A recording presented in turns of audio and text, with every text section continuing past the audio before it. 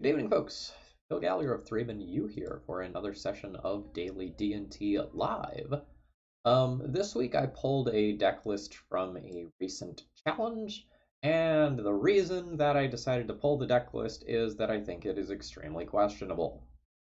So there was a post recently in the D&T Facebook group about from the person who played this deck saying that Gutshot was like absolutely insane in the Rug Delver matchup. And I heard that, looked at that, and went, yeah, but it doesn't kill Tarmogoyf, or True Name Nemesis, or Hooting Mandrels, or Oko, or Dreadhorde Arcanist.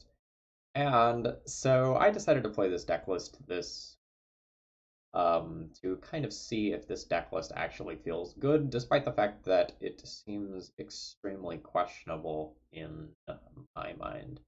I don't really think Gutshot is an appropriate sideboard card for current Legacy, but if the other things that I'm doing on daily D&T aren't working, why not try the ideas that I think are bad, as well as the ideas that I think are good? And maybe there's something to be learned. As far as things in this deck list that are notable, the main deck is unexciting. The only thing that's really noteworthy here is that this deck plays a 25th land, which is not unprecedented, but it's relatively rare. 23 or 24 tend to be more staple. That means there's one fewer creature than normal in this deck list.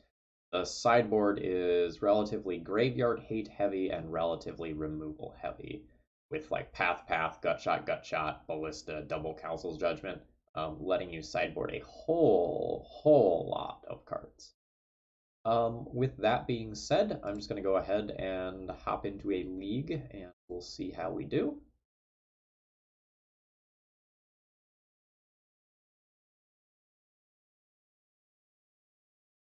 The reception that I got from the YouTube folks last week was that the last set of daily D&T videos were more interesting than the couple before that, because the conversation with chat tended to make things more interesting when the gameplay perhaps was not ideal, which I think is going to be the case for a whole lot of matchups in D&T as of right now. There's a lot of times where like Arcanist or Oko comes down and snowballs out of control, and you don't really have real games. The games may go on for a few turns before you're technically dead, but the gameplay tends to not be great once one of those cards goes unchecked for a turn or two.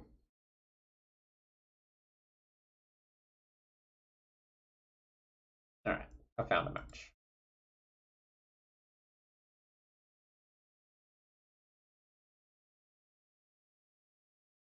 Nope. Also, nope, this does nothing till turn 3 and has no mana disruption.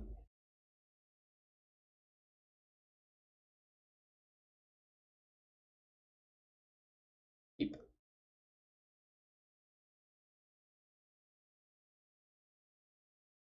The best way to make a viable hand out of this is to throw back Double Swords to Plowshares. I really need the second land for the Stoneforge to put in whatever piece of equipment that I get. I can draw another since I have 25 lands, but like only having access to one land is like very bad if this Ether Vial gets countered. Whereas otherwise, if this Ether Vial gets countered, and like then I can just go land Stoneforge, I can at least attempt to play a normal game.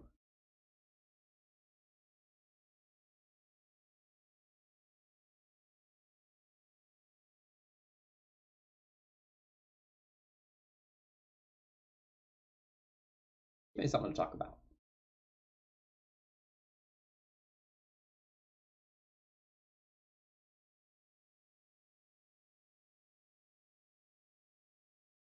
Oh, I hope the whole game is not this slow.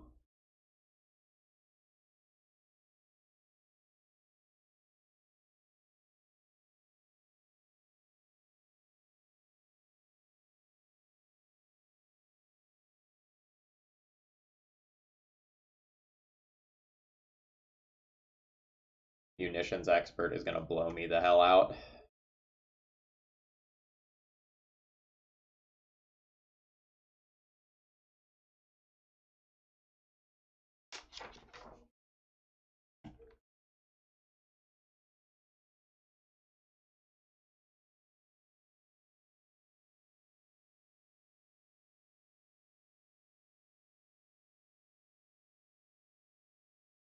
So munitions expert into connect and this or something like that is just like the worst. Oh, okay. I liked the part where I didn't die. I liked that part a lot.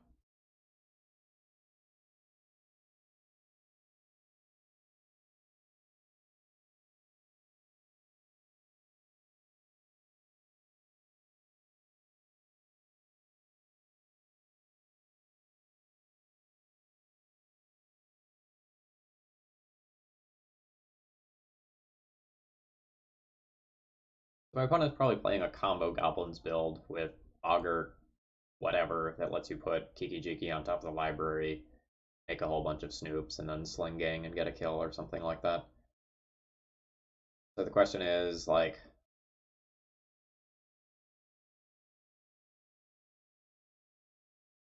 do I want to play towards drawing another land next turn? Like, do I just want to recruiter this turn to stay safe from dying? Do something like recruiter for revoker, and then as long as I draw a land, my thing. Alternatively, I can just like port one of my opponent's lands down and let my vial continue to do work. I think I like that a lot. It's just like very awkward if my opponent has Gem Palm Incinerator.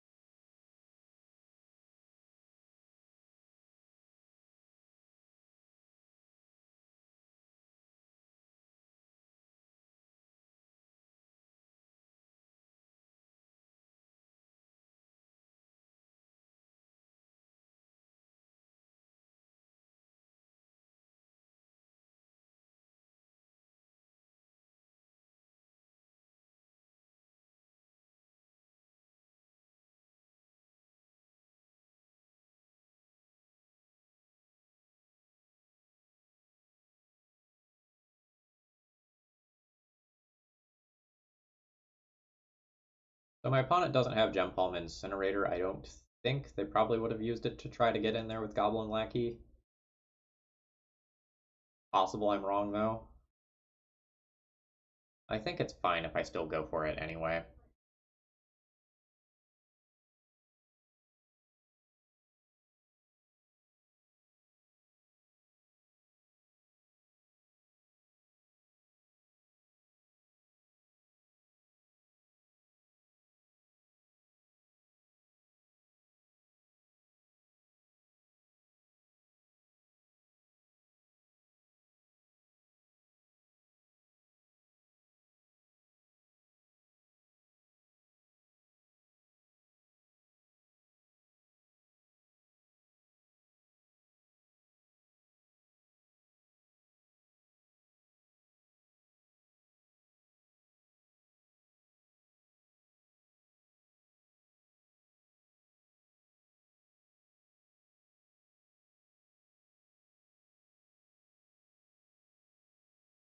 I'll kill the Snoop.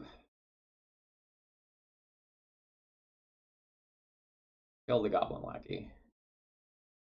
And then I can like do something like Recruiter for Flicker Wisp, just kind of depending on what I need based on my opponent's turn. I imagine that like just connecting with Jitte again is going to be good enough.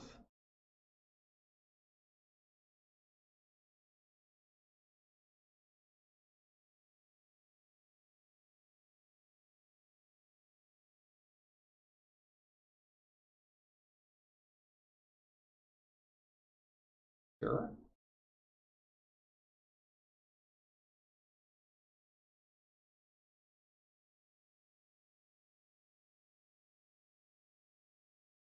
Matron for Trashmaster.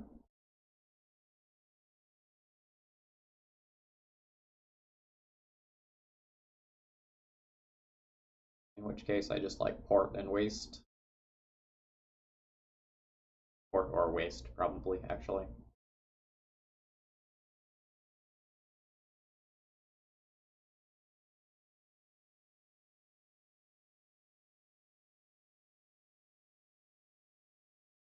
Because, like, Jite equip is still important.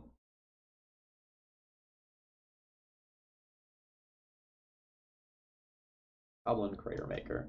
That's reasonable as well. Hmm. Wonder if I just revoke that now.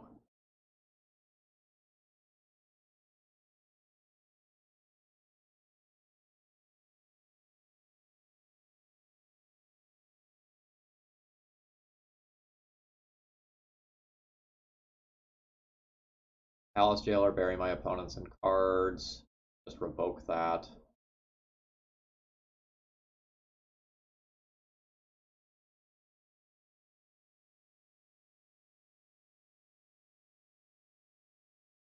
A lot of what's good depends on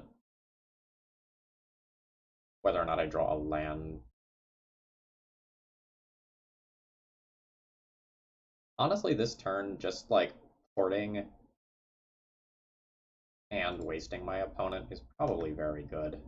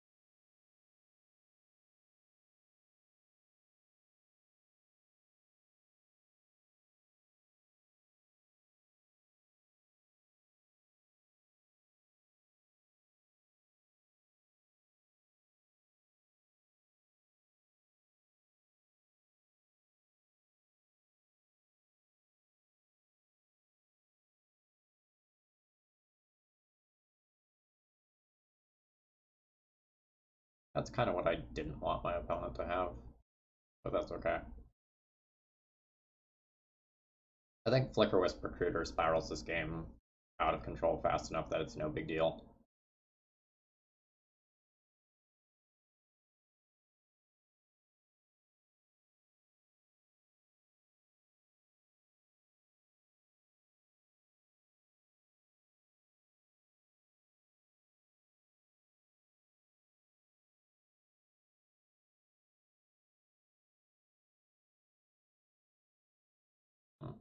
How do I give them a chance to mess up and use it to blow up Recruiter? Probably.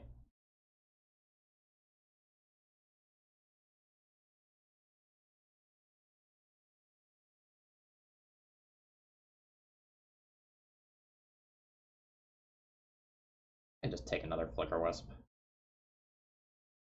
Just gonna take another Flicker Wisp. Let's just clock them in the air.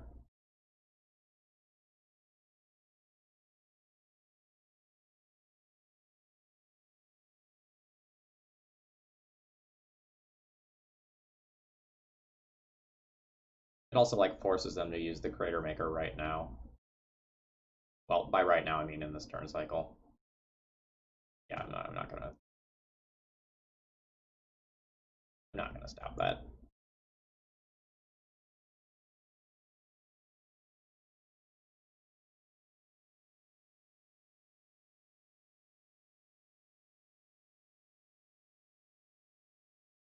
We should probably do that after I've returned the Recruiter, to be fair.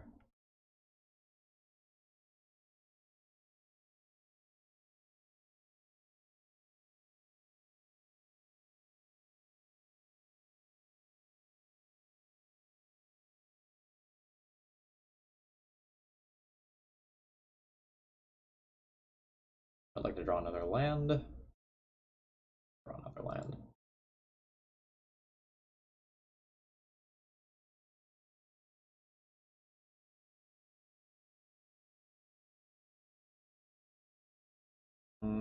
Do I want to choke them on mana?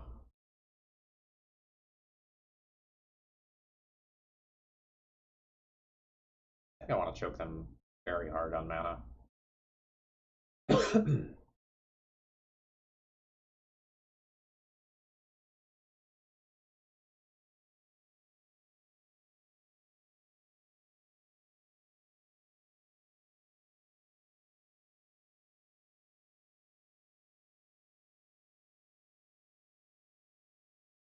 This takes him off of main phase black, which is pretty good.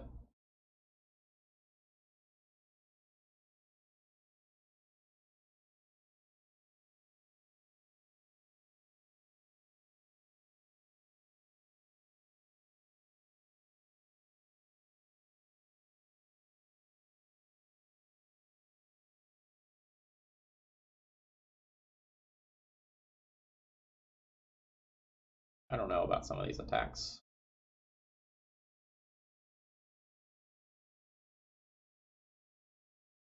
Like, that attack is maybe the difference between being dead next turn and not being dead next turn.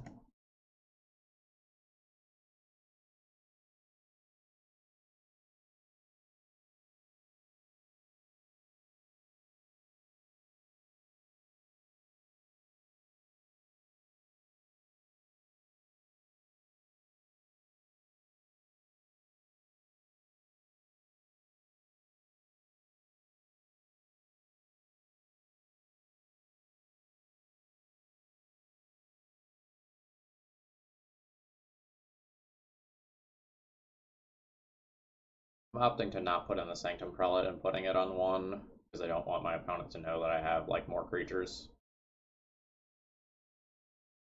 Probably presume that I have more creatures, but they don't know that I have CMC3 creatures that I can actually be putting in.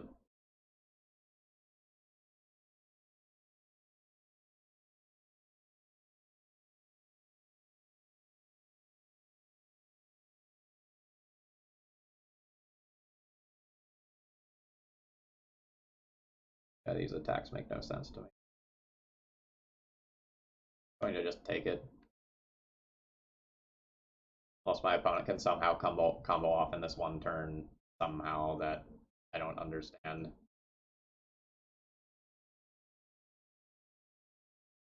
Ah, I see. A prowl cost. Yeah, sure.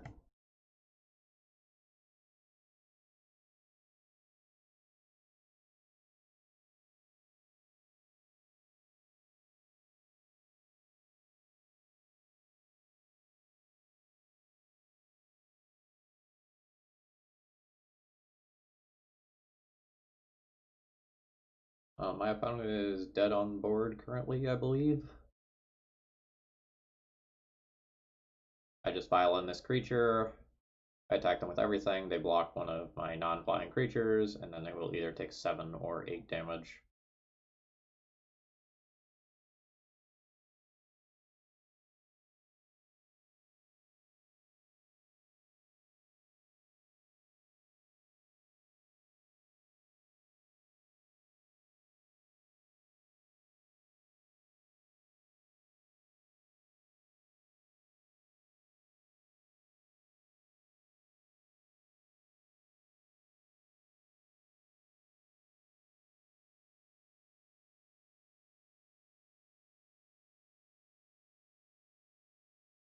Okay, not exactly an exciting game, but a clean game of Magic.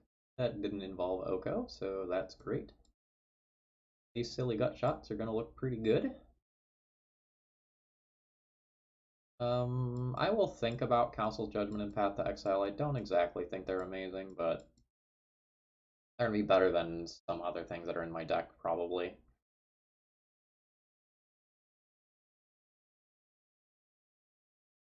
Palace Jailer is very bad. It's very easy for our opponent to take the Monarch from us and go wide. Talia is not great and is going to clunk up some of the spells that I'm bringing in, so I probably want to trim those quite a bit. I will probably trim Provoker by 1 just to make room for removal. So, like, what I've done so far gets in my 3 best sideboard cards, but having Council Judgment for their Vial is probably still worth it. I don't necessarily want to go all the way down on my first strike creatures because my opponent is playing a Snoop-based build, which means that there's like an early 2/2 that I might want to be blocking. My opponent has also shown me Earwig Squad, which also makes me want to do a little bit more blocking than normal in the early game. I'm gonna go Mirren Crusader out for a Council Judgment out, and like maybe when I'm on the draw, I get rid of one more Thalia for the other Council's Judgment, or like trim one Revoker. I don't want my creature count to be too low. Oh, I also have Sanctum Prelate that's not good. Like, you can put it on 6 for Pyrokinesis, but, you know.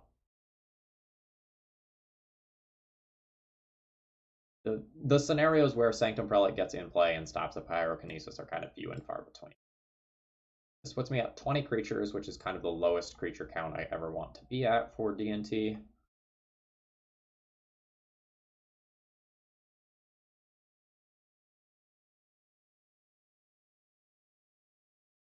Generally speaking, I'm of the opinion that the Snoop versions of Goblins are just not particularly good. Eli Goings, Goblin Lackey 1, has talked about it recently on the Eternal Durdles podcast, and the card just doesn't quite do what people imagined it would do initially.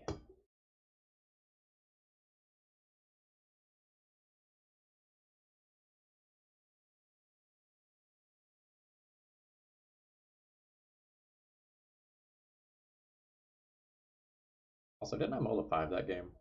I mold a 5 that game. I have a hand that answers a Lackey and then plays a Stoneforge Mystic for Jete. Fine.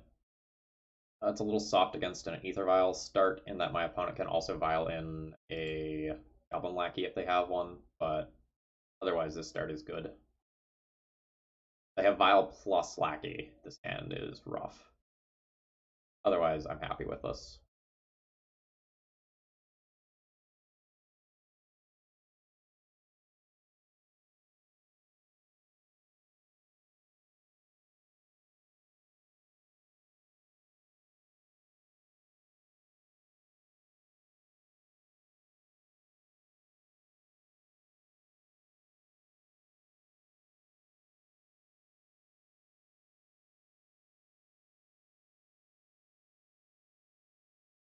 One has Mold to 5.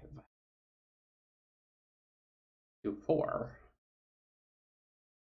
That one has a decent amount of card advantage built in, but you don't necessarily want to be going to those numbers. At those numbers, you're often like way too all in on one starting card.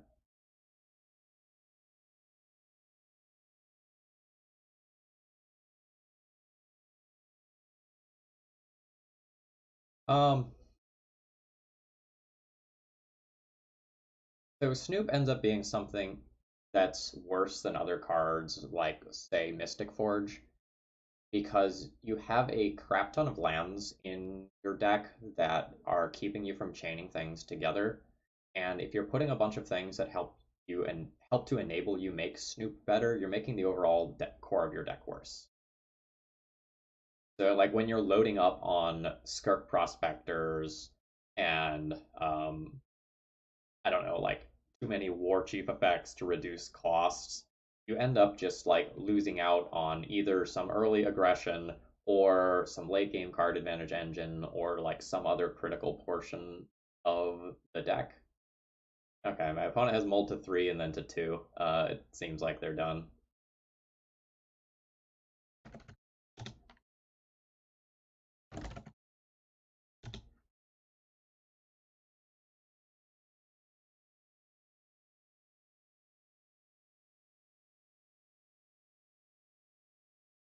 Ouch, sorry to see that. An opponent says, so am I.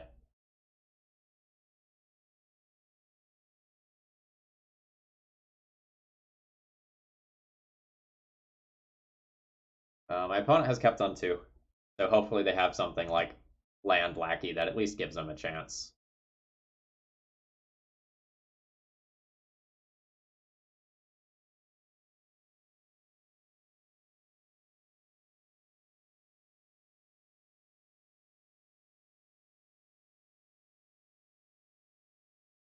Sorry, opponent, but I have a bunch of land.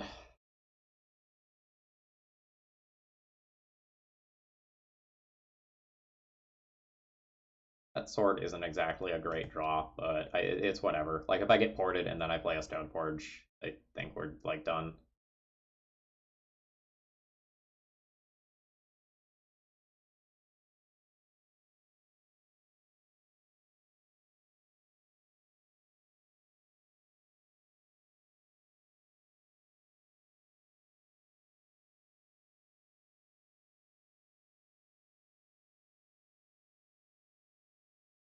I think it's actually just better to port than Wasteland. Or sorry, I think it's better to just play a card rather than just Wasteland my opponent, unless like the one card in their hand is like Goblin Trash Master or something of that effect. I just want to threaten a Jitte connection next turn.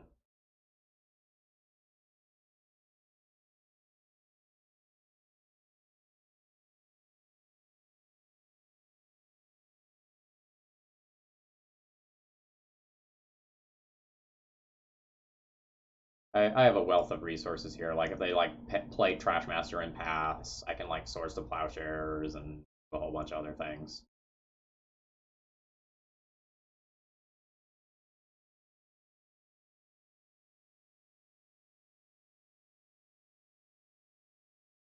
Put in the Jitte, revoke Ether Vial is pretty good. I think I'm just gonna do that.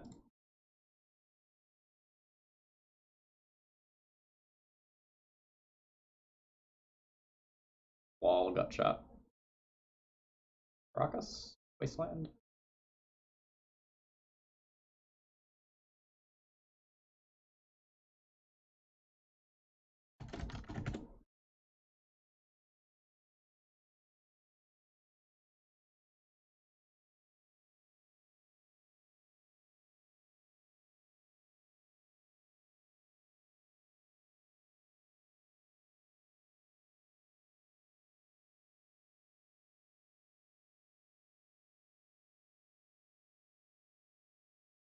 Maybe better to not put in the piece of equipment to like wasteland them and revoke Vial, so they can't play a 4-drop.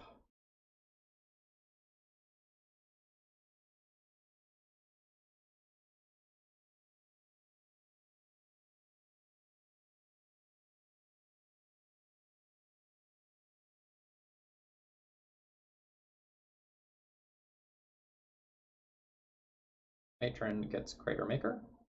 Totally reasonable. Like this gut shot that I'm playing.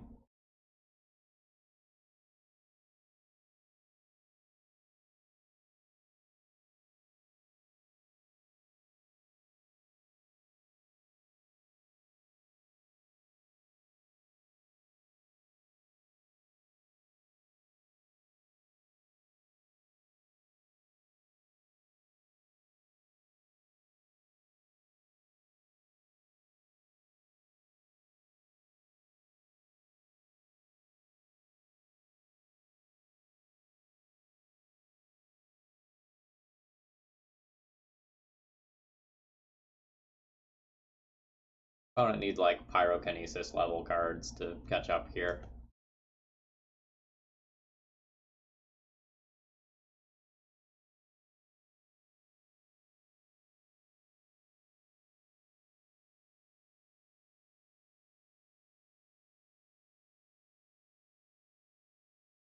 Wonder if I'm supposed to give Revoker protection from red here and crush in. Probably just supposed to attack in and double port.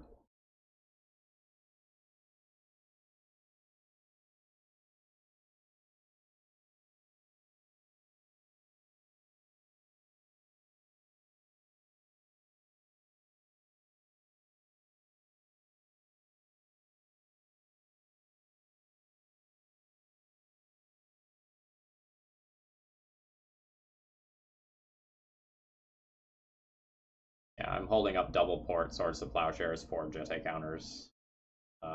Think I'm okay.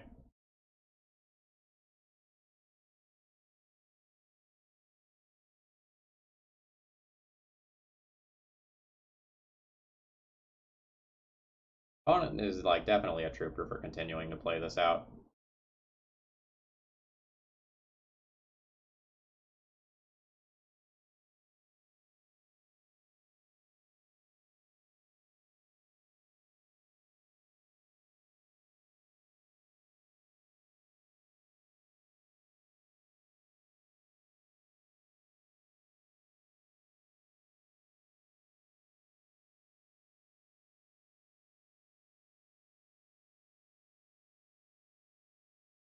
Tempt lethal?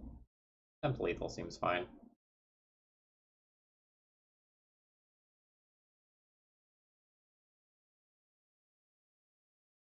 8, 9, 10, 11, 13, 14, 15.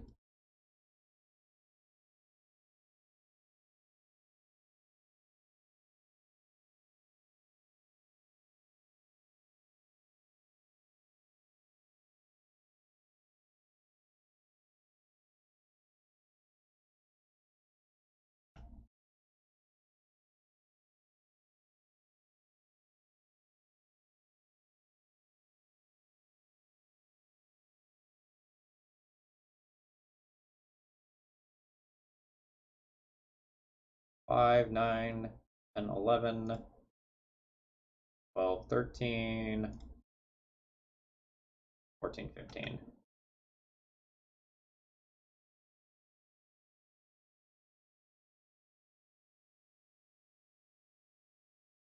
All right. And we take down match one. Wasn't really overly exciting. Opponent didn't really do much either game.